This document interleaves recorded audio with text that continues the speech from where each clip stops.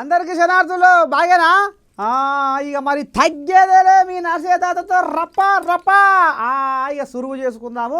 ఇక మరి ముందుగా పెద్ద వార్తలతోటి మన కథ మొదలు పెడదాం. చలో. కంది సీనన్న బయట పెట్టిండు ఎమ్మెల్యే బండారం. ఇక బయట పడతట్టే ఉంది పో పాయల్ శంకర్ భాగవతం.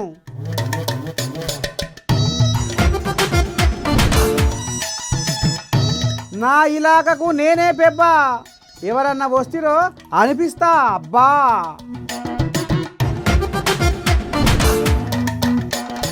కోతులకు ఎయ్యొద్దట పండ్లు, తప్పక అవుతారట కేసుల పాలు.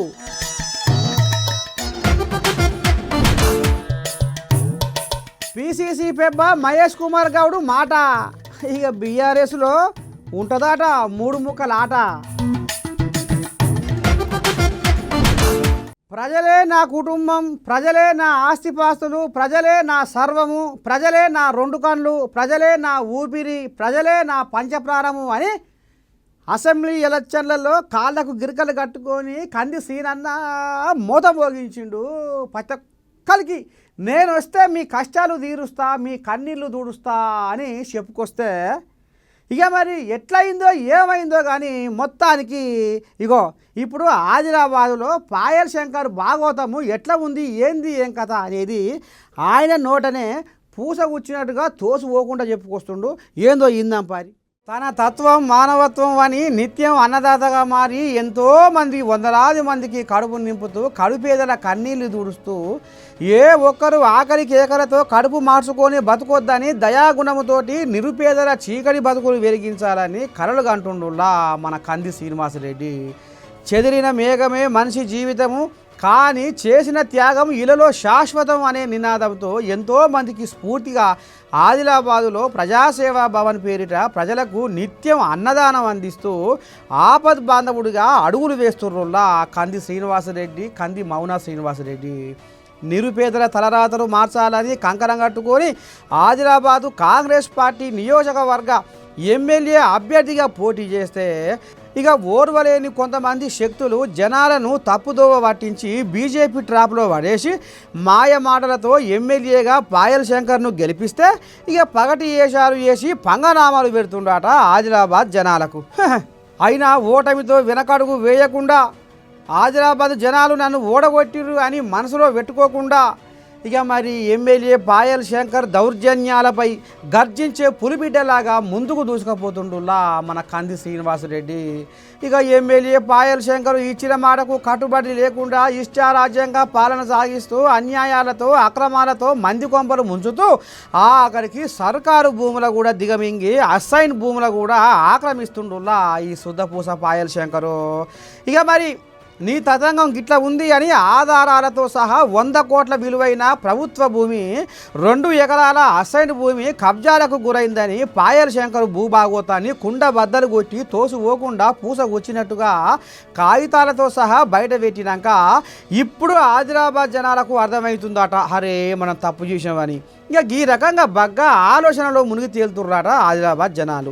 1000 ఎలుకలు తిన్న పిల్లి తీర్థయాత్రలు తిరిగినట్టు పాయల్ శంకర్ పత్తిత్తు పలుకులు పలుకుతుండని సోషల్ మీడియా సంఘపోళ్ళు కూడా బగ్గనే అరుచుకుంటుర్రోళ్ళ ఆ నిర్ణయాల.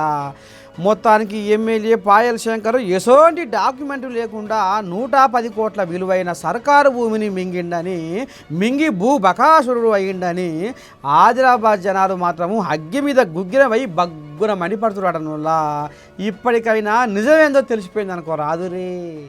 సర్వే నంబర్ 68లో దాదాపు 136 మంది అమాయకులు, పేద ప్రజలు, గరీబోళ్ళు, మధ్యతరగతి ప్రజలు ప్లాట్లు కొనుక్కొని వాళ్ళ జీవితకాలం పాపం పొదుపు చేసి నెలకు 1000-2000 రూపాయలు పొదుపు చేసుకొని కొనుక్కున్నటువంటి ప్లాట్లని పాయల్ శంకర్ మనుషులు గూండాల్ని పంపించి, రౌడీల్ని పంపించి కబ్జాలు చేయడానికి ప్రయత్నం చేస్తూ ఉన్నారు.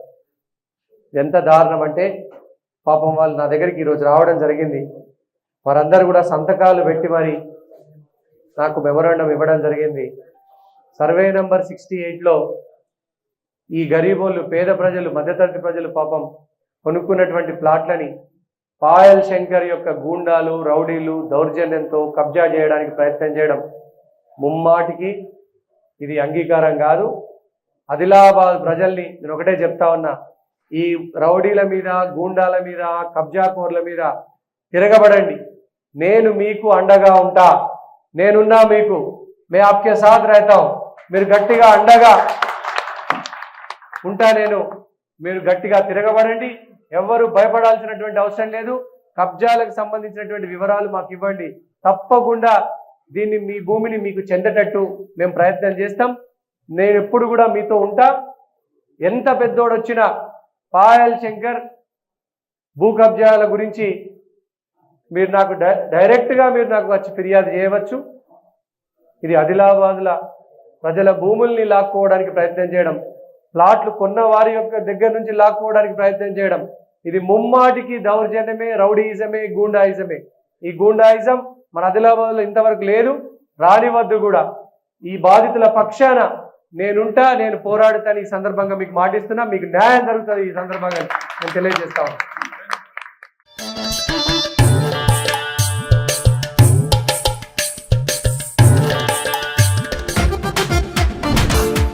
అసలు నా గురించి మీరు ఏమనుకుంటుర్రు?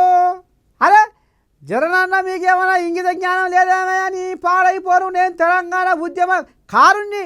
అరే నన్ను అధిష్టానమే గుర్తించి నాకు టికెట్ ఇచ్చింది. అయినా నా హిమ్మతి లేకుండా, నా సలహా లేకుండా, నా కళ్ళు కప్పి మీరు నా నియోజకవర్గంలో పెత్తానం చేసుడింది అని ఇగో ఇట్లా చిట్కలు వేస్తుండుల్లా.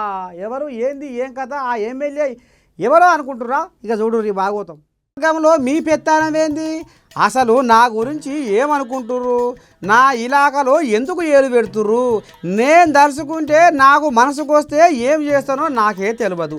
నేను చిన్నసన్నుని కాదని నన్ను నా పతార గురించి, నా పలుకుబడి గురించి అధిష్టానం సర్వే చేసి నాకు టికెట్ ఇచ్చిర్రు. కానీ కొంతమంది నన్ను పరీక్షిస్తుర్రు, నాకు కోపం తెప్పిస్తుర్రు. నిన్న మొన్ననే పెద్ద కోమటిరెడ్డి పటేలు ఎంకన్నా నా నియోజకవర్గంలో ఏలు పెట్టి ఇక ఏదో ఉపాధ్యక్ష పదవిలో నా మనిషికి కాకుండా వేరే వాళ్లకు ఇచ్చి నన్ను చిన్నగతి చేస్తే ఆగ మేఘాల మీద ఢిల్లీకి పోను గుద్దినా. ఏం తమాషా చేస్తుర్రా? నేనే సర్పంచి అభ్యర్థినని జబ్బలు తరుచుకొని మీసాలు ఒడి పెడుతున్నట్టుగా మొగోళ్ళు. లేదు లేదు, నేను చెప్పిన వాళ్ళకే బీఫామ్ ఇవ్వాలి, నేను చెప్పిన వాళ్ళకే సంక్షేమ పథకాలు ఇవ్వాలి, నేను చెప్పిన వాళ్ళకే ఇండ్లు ఇవ్వాలి. నా సంతకం పెట్టేదాకా ఏ ఫైల్ కదలొద్దు, ఎవ్వరు కూడా ముందడుగు వేయొద్దు అని ఈ రకంగా తుంగతుర్తి ఎమ్మెల్యే మందుల సామేలు ఆంబాయం వెళ్ళబోసుకుంటుండులా. నేను మామూలు మనిషిని కాదు, మళ్ళా చెప్తున్నా.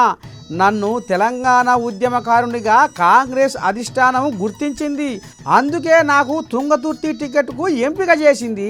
నడువంగా ఎవరి మాటలో పట్టుకొని బుడ్డ పెత్తానం చేస్తే నేను ఊగునే ప్రసక్తే లేదు.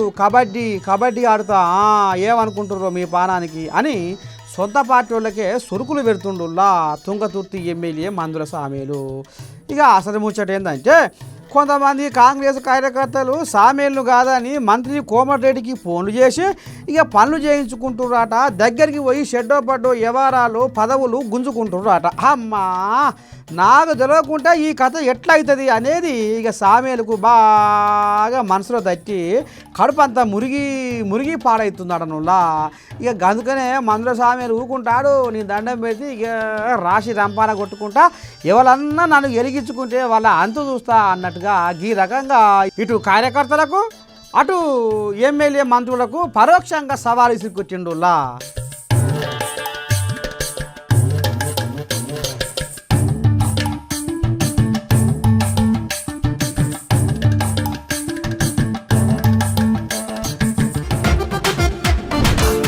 ఇక నిన్న మొన్నటి దాకా కొన్ని కోల్యాగలు సోషల్ మీడియాలో రచ్చ రంబోలో చేసేందుకు అబ్బా ఇక ఆ వీడియో పెట్టుకొని పబ్లిసిటీ చేసుకొని నేను చూసుకో మొనగా నీ మగో నీ ఏం చేసినో ఎట చేసినో అని కోతులను చేరదీసి ఆదరించి ఏదేదో చేసిర్రు. కానీ ఇప్పుడు ఆ కథకు ఫుల్ స్టాప్ పెట్టింది అడనుల్లా. ఇక చూడు ఏందో ఆ కథ.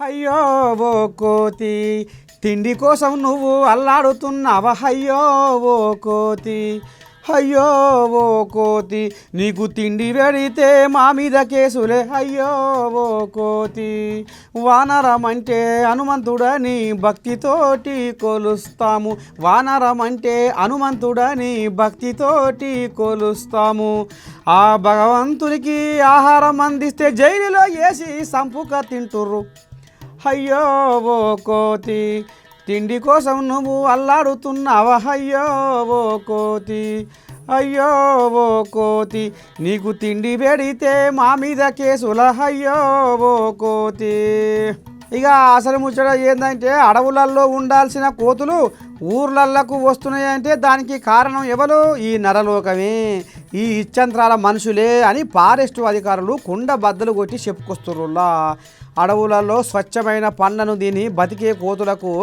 పెస్టిసైడ్స్తో రకరకాల మందులతోటి వండించిన పండ్లు కూరగాయలు వేసి వాటి ప్రాణాలతోటి చెలగాటమాడుతుర్రని ఫారెస్టు అధికారులు ఈ నరుల మీద బగ్గున మండిపడుతుర్రులా ఇక ఒకరిని చూసి ఒకరు కోతులకు ఆహారం వేస్తూ ఫోటోలకు వీడియోలకు పోజులు ఇచ్చి ఫేమస్గా అవుతందుకు ఇక ఈ రకంగా ఆరాటపడుతుర్రని ఇది మంచి పద్ధతి కాదు అని ఈ రకంగా అలవాటు చేస్తే వచ్చిపోయే బాటసార్ల మీద ఆహారం కోసము ఈ కోతులు దాడి కూడా చేస్తున్నాయని కళ్ళెర్ర చేస్తుర్రులా ఫారెస్టు అధికారులు ఇప్పటికైనా ఈ అలవాటును మానుకోవాలని ఫారెస్టు అధికారులు పదే చెప్పుకొస్తున్నారు ఎవరైనా సరే కోతులకు ఆహారం వేస్తే మాత్రం ఫారెస్ట్ యాక్టు 1967 సెక్షన్ 20 ప్రకారము నేరస్తులుగా జైలుకు పోతారని హెచ్చరిస్తుర్రులా ఓ పబ్లికు సోషల్ మీడియాలో పేరు తెచ్చుకుంటందుకు పుసుక్కున మర్చిపోయి కోతులకు పండ్లు కూరగాయలు వేస్తిరో ఇక నీ దండం పెడితే మీకు దోషితుల గాశారమే అని అనుకొస్తుర్రులో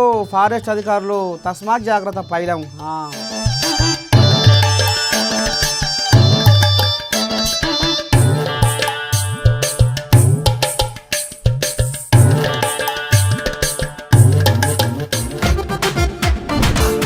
మూడు జుట్లు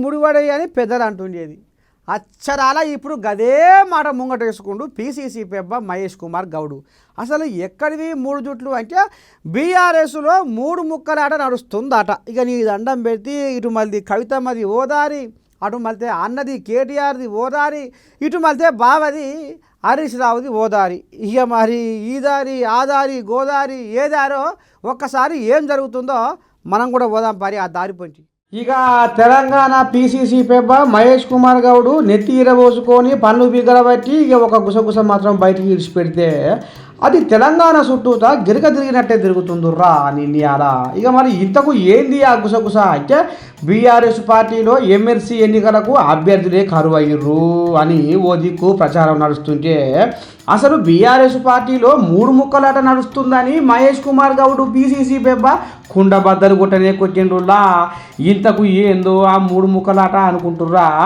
ఇక కేటీఆర్ హరీష్ రావు కవిత ఇగో ఈ ముగ్గురు మధ్యన అంతర్గత యుద్ధం కనపడని యుద్ధం నడుస్తున్నాడనులో పార్టీలో కారు స్టీరింగు నాదే అంటే నాది అని ఒకరికి ఒకరు పోటీ పడుతున్నాడనులా నీ దండం పెడితే నాయను ఇక కేటీఆర్ ప్రోగ్రాంకు హరీష్ రావు వస్తలేడాట హరీష్ రావు ప్రోగ్రాంకు కేటీఆర్ వస్తలేడాట ఇక వీళ్ళ సంగతి ఇట్లా ఉంటే కవితమ్మ మాత్రము బీఆర్ఎస్ పార్టీ కంటే ముందుగానే బీసీ రాగం ఎత్తుకుంటాడనులా ఇక నిన్న మొన్న 42% బీసీ రిజర్వేషన్ ముచ్చట అసెంబ్లీలో చర్చ పెడితే బీఆర్ఎస్ నాయకులు వాకౌట్ చేస్తే కవిత మాత్రము శాసన మండలిలో అటనే కూర్చొని పట్టు పట్టిందటనులా ఆవుడు పట్టు అంటే రానున్న రోజుల్లో బీఆర్ఎస్ టీఆర్ఎస్గా అవ్వడం ఖాయం కవితమ్మ కొత్త కుంపటి పెట్టడం ఖాయం అని తేట తెల్లమవుతుందటనులా నిన్నయాల ఈ గుసగుస పాడైపోను సోషల్ మీడియాలో రచ్చ రంబోలు అవుతుందిలా